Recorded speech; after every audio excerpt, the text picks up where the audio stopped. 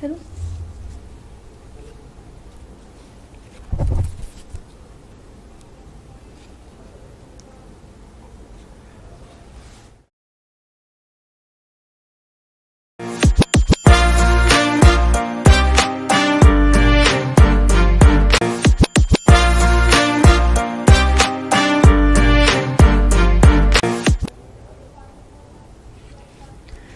अस्सलाम अलैकुम नाज़रीन, आ गई हूँ मैं आपकी दोस्त आपकी host Iqra Naeem and I welcome you all to my show दिल खोलकर। एक ऐसा शो जिसमें हर शख्स बता सकता है अपनी कहानी अपनी ज़बानी। हमारी आज के एपिसोड में जो टॉपिक है वो जितना ही ज़्यादा कॉमन है उतना ही ज़्यादा इम्पॉर्टेंट है।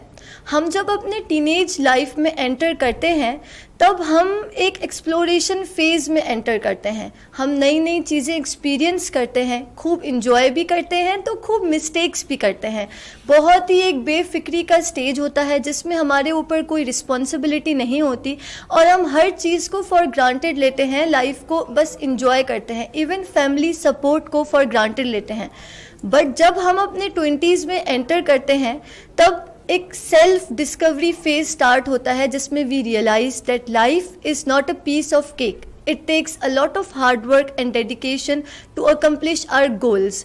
तो इसी सेल्फ डिस्कवरी फेज में हमें अपने ट्रू पोटेंशियल का पता चलता है और हमें स्ट्रगल्स और सेक्रीफाइसेस भी करने पड़ते हैं। तो हमने आज अपने जिस गेस्ट को बुलाया है वो अपने इस सेल्फ डिस्कवरी फेज की हमें जर्नी बताएंगे कि कैसे उन्होंने स्ट्रगल्स किए, हार्ड वर्क किया और कैसे आज वो एक बहुत ही कामयाब पोजीशन पे हैं। सो ख़वातीन और हजरात, आई वेलकम मोहम्मद उमैर भट्टी। अस्सलाम वालेकुम। वालेकुम अस्सलाम। कैसे हैं आप? मैं बिल्कुल ठीक, आप सुनाएं कैसे? मैं भी बिल्कुल ठीक, अल्हम्दुलिल्लाह। Thank you so much for coming to my show. अच्छा, तो सबसे पहले आप मुझे थोड़ा अपने बारे में बताएं, अपनी फैमिली के बारे में बताएं। मैं बेसिकली एक प्रोफेशनल इंजीनियर हूँ, इंजीनियरिंग फील्ड से मेरा ताल्लुक है और ज़बरदस्त। करंटली मैं एज अ लेक्चरर हूँ और मेरी फैमिली जो है एक बिज़नेस फैमिली है, बिज़नेस फैमिली से मेरा ताल्लुक है और मेरी फैमिली एक जॉइंट फैमिली सिस्टम है और मेरा एक भाई और दो सिस्टर्स है। माशाल्लाह माशाल्लाह, ज़बरदस्त। अच्छा, तो अभी हम बैक स्टेज पे बात कर रहे थे तो आप से मैं जानना चाहूँगी उस हवाले से कि आप अपने 20s में जब एंटर हुए तब आप कुछ और थे, आपके जो सोच विचार थे लाइफ को लेके वो अलग थे, लेकिन उससे पहले आपके जो ख्यालात थे वो मुख्तलिफ थे। तो वो क्या ख्यालात थे जब 20 से पहले आप एक टीनेजर थे? बेसिकली होता क्या है, नॉर्मली जो है 20 से पहले जो है लाइफ मेरी नहीं, कोई भी हो, मोस्टली 90% लोगों की जो लाइफ होती है ना वो गोल नहीं होती कोई लाइफ में, क्योंकि वो एज एक जॉयफुल लाइफ होती है। बिल्कुल। तो उसी फ्लो के अंदर ऑब्वियस सी बात है, मैं हूँ या कोई भी टीनेजर होगा वो एक फ्लो के अंदर होता है, एंजॉय करता है लाइफ को। उस वक्त फिर भी मेरा कोई अगर मोटिव था लाइफ में तो उस वक्त मैंने सोचा था कि यार आई थिंक मुझे फोर्सेस के लिए अपने आप को प्रिपेयर करना चाहिए। उस वक्त तो फिर आपको एयरफोर्स में जाना था, तो फिर क्या हुआ, आप गए इस फील्ड में? क्योंकि आप इंजीनियरिंग में हैं अभी। हाँ, मैंने ट्राई किया था अपने आप को, आर्मी में भी ट्राई किया था, एयरफोर्स में भी ट्राई किया था। सही।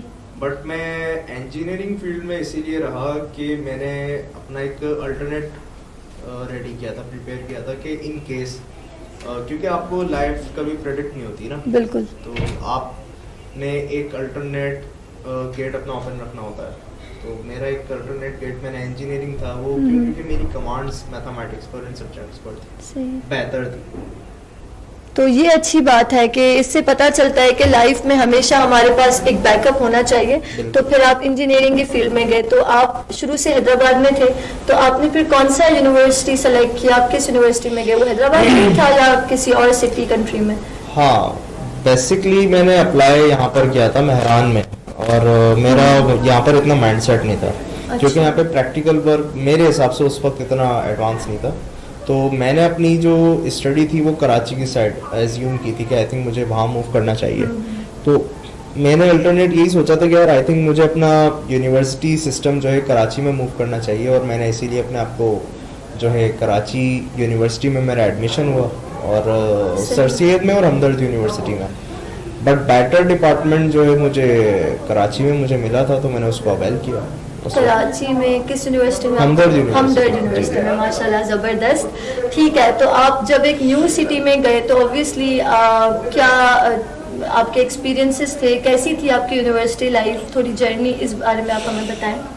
कराची बेसिकली उस वक्त जब मेरा एडमिशन हुआ था, बेसिकली एक उस वक्त हालात बेहतर नहीं थे कराची के ना।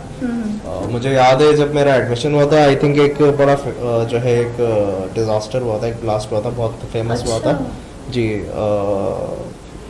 2013 में।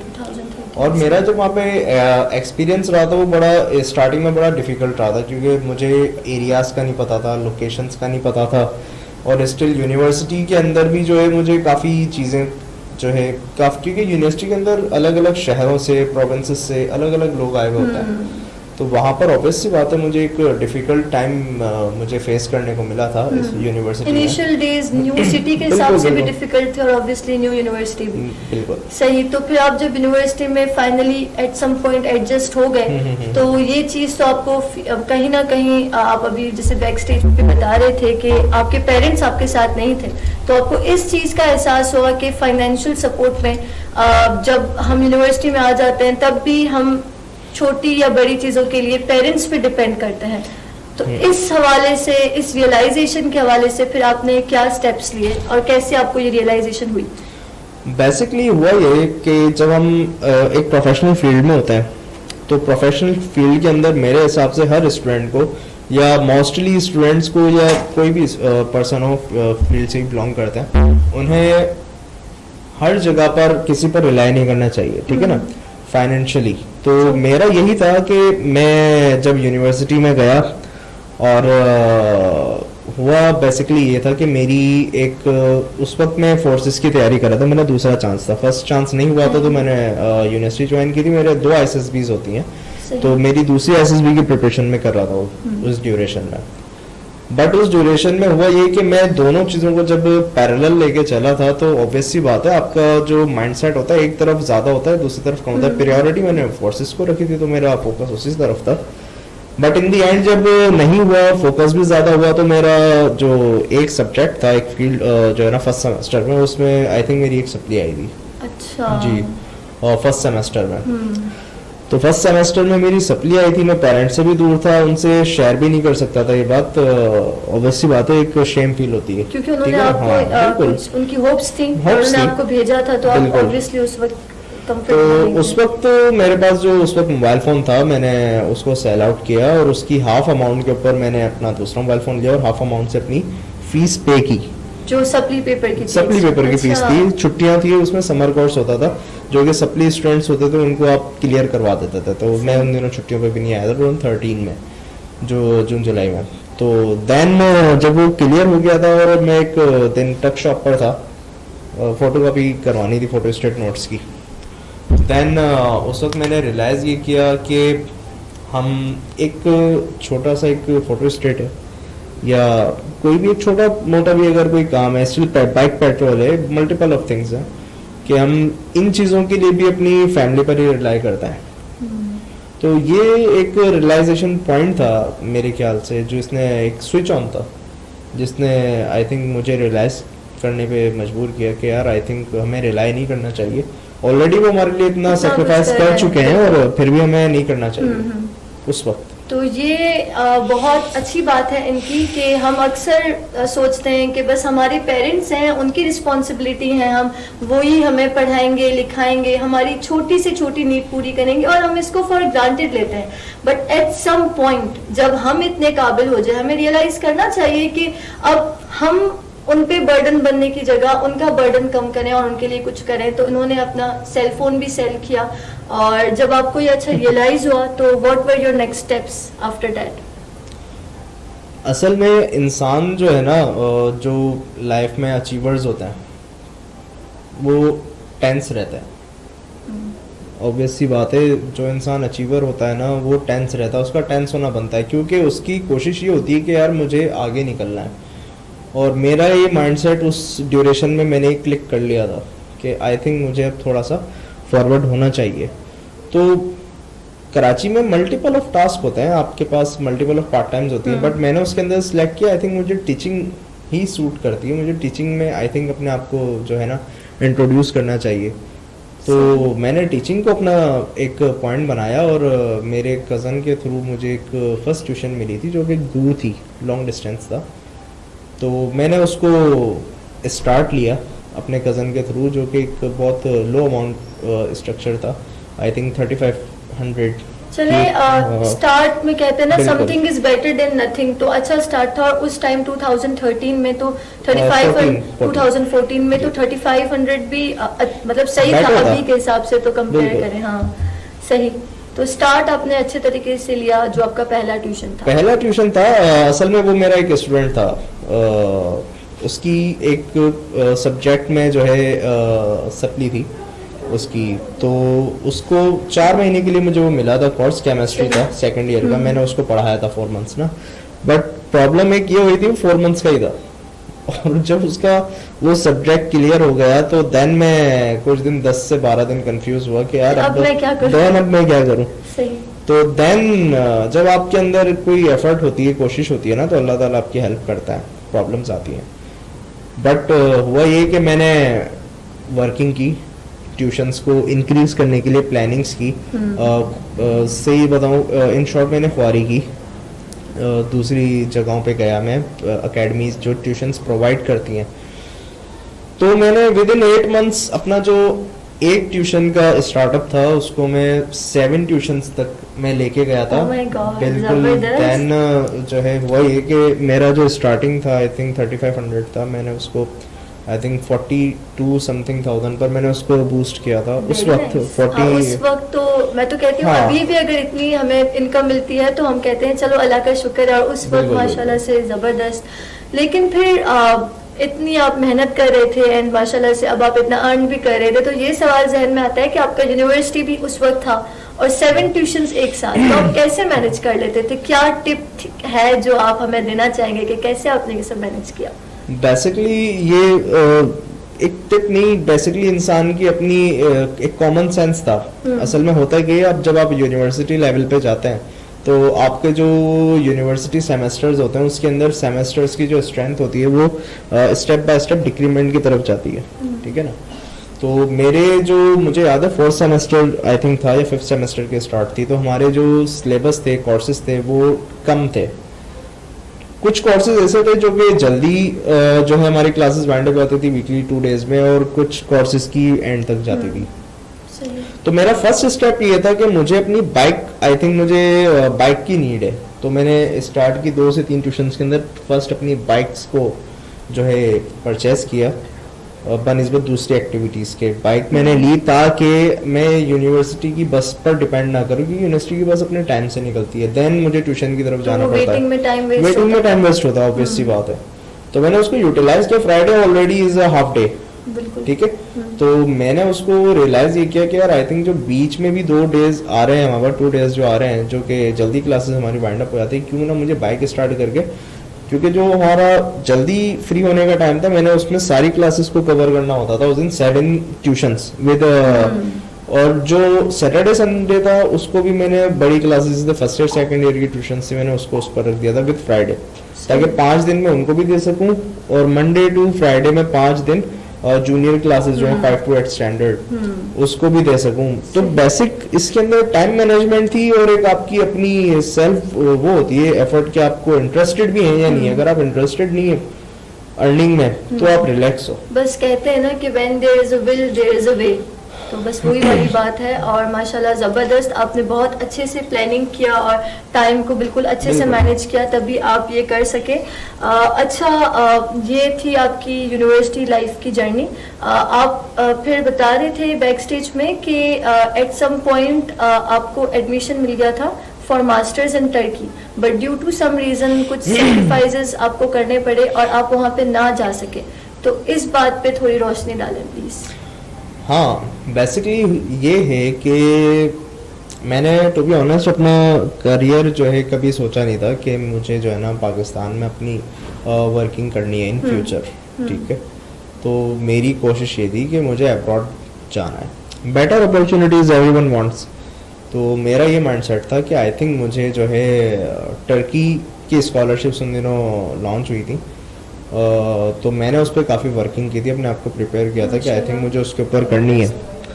और मैंने टेक्निकल यूनिवर्सिटी ऑफ इस्तांबुल, एक यूनिवर्सिटी है इस्तांबुल में, इंजीनियरिंग बड़ी फेमस यूनिवर्सिटी है, वहाँ पर अपने डॉक्यूमेंट्स सबमिट करवाए थे ऑनलाइन, उस पर वर्किंग की थी। वहाँ से मेरा लेटर आया था और डॉक्यूमेंट्स मैंने एम्बेसी भी अपने भेजे थे क्लियर करवा के। बट उन दिनों मुझे याद है अक्टूबर था आई थिंक 2016, और मेरा लास्ट सेमेस्टर था और मेरे फादर को कैंसर डायग्नोज हुआ था।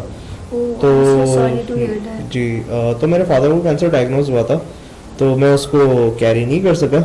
और फिर मैंने सोचा आई थिंक जो टाइम मैं अपने ऊपर लगाऊं, आई थिंक वो मुझे अपने फादर को देना चाहिए, तो मैंने उसको इम्पोर्टेंस दी। ज़्यादा और कुछ भी नहीं है, बिल्कुल सही। तो फिर आप इस वजह से वापस आफ्टर आपका सेमेस्टर ख़त्म हुआ तो you went back to Hyderabad और आपने फादर के साथ टाइम स्पेंड किया। तो जैसे फिर आप हैदराबाद गए तो फिर आपने वहाँ पे मास्टर्स परस्यू किया या आपने वहाँ पे कोई जॉब की? वहाँ पे आपका स्ट्रगलिंग फेज कैसा रहा, आपने क्या स्टेप लिया?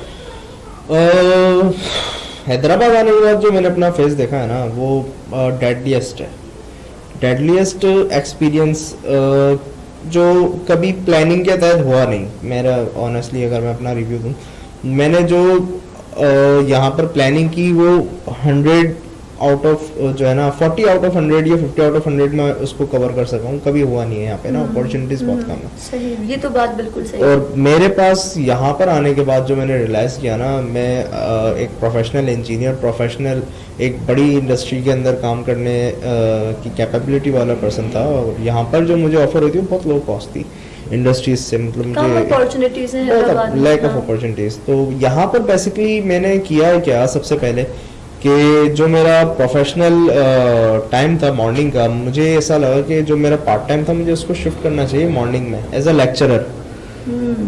मैंने सबसे पहले ये किया कि मॉर्निंग्स को वाइजली यूज किया, मॉर्निंग को मुझे यूज करना चाहिए। और उसके बाद मैंने ये सोचा कि आई थिंक हमारा जो फैमिली बिजनेस है, मुझे इसकी नो हाउ होनी चाहिए, इसकी अंडरस्टैंडिंग होनी चाहिए, इसकी कैपेबिलिटीज का हमें पता होना चाहिए। तो मैंने इस बिजनेस को सीखा आफ्टर 1 PM। अच्छा, तो मतलब 1 PM तक आप कहाँ पे पढ़ाता था? मैं उन दिनों लीड्स कॉलेज में था। अच्छा, जबरदस्त, ठीक है। और उसके बाद मैं जाता था, अपना बिजनेस सीखता था एक शॉप पर एज अ लेबर, ताकि मैं शुरू से ही सीख रहे थे आप, ताकि आप प्रॉपरली उसको टाइम दे सके, प्रॉपर इम्प्लीमेंट कर सके, इम्प्लीमेंटेशन प्रॉपर हो सके उसको। बिल्कुल। तो मेरी यही प्लानिंग थी कि कम से कम मैं उसको जो है ना स्किल्स को अपनी इस तरह से ले सकूं, कर सकूं। और ये इम्प्लीमेंटेशन उस वक्त तक बेहतर थी कि मैंने उसको इम्प्लीमेंट किया, बेहतर किया। और 2018 की जुलाई में 15th ऑफ जुलाई जो है आई थिंक, जहाँ तक याद था मुझे, मैंने अपना बिजनेस अपने फादर की हयाती में स्टार्टअप किया था। अरे माशाल्लाह। और मुझे ये फील होता है कि हमारी जो भी अचीवमेंट्स होती हैं, तो सबसे ज़्यादा जो हमारे लिए खुश होते हैं वो हमारे पेरेंट्स होते हैं, क्योंकि बचपन से जब से हम पैदा होते हैं उनका ख्वाब होता है कि पढ़ा लिखा कर हमें एक कामयाब इंसान बनाना है। और जब वो देखते हैं कि इतने स्ट्रगल्स के बाद फाइनली कुछ अचीव किया है, तो वो जो खुशी होती है ना, डेट इज़ प्राइसलेस। तो आई एम ग्लैड कि आपके दोनों पेरेंट्स ने अल्हम्दुलिल्लाह ये आपकी खुशी देखी। बातों का सिलसिला हम जारी रखेंगे, मगर उससे पहले वक्त होता है एक ब्रेक का, तो ब्रेक लीजिए, कहीं मत जाइए, दिल खोलकर जल्दी वापस आइए।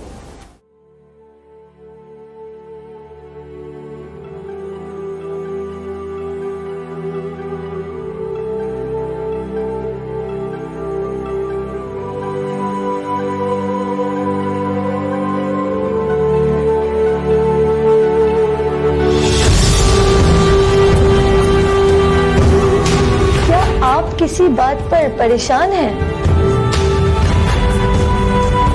क्या आप किसी मसले में मुब्तला हैं? क्या आप किसी बात के लिए फिक्रमंद हैं?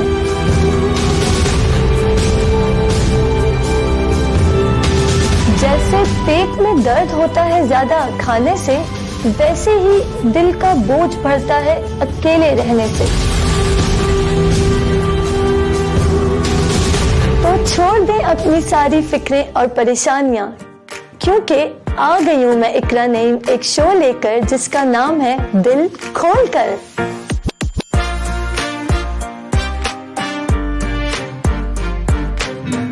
आइए मुस्कुराइए दिल खोल कर,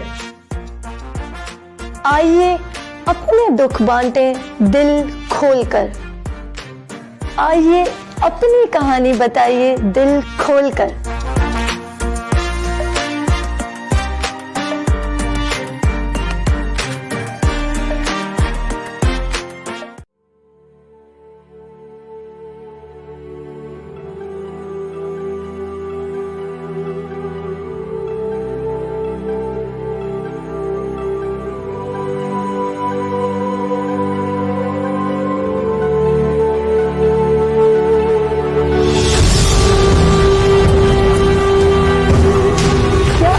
किसी बात पर परेशान हैं?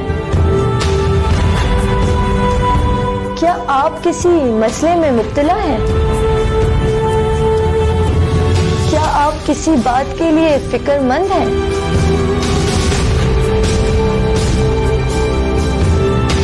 जैसे पेट में दर्द होता है ज्यादा खाने से, वैसे ही दिल का बोझ बढ़ता है अकेले रहने से। तो छोड़ दें अपनी सारी फिक्रें और परेशानियां, क्योंकि आ गई हूं मैं इकरा नईम एक शो लेकर जिसका नाम है दिल खोल कर।